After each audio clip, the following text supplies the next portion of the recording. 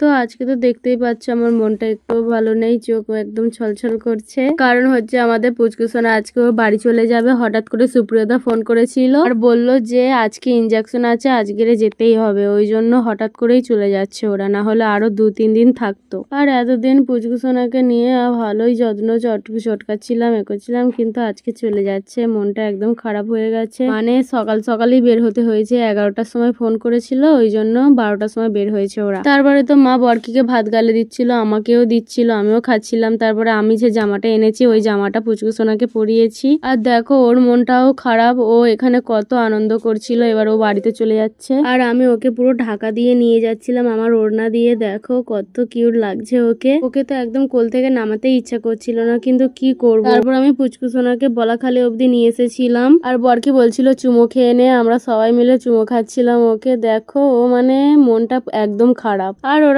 শেষমেশ চলেই গেল, এবার জানি না কবে আসবে।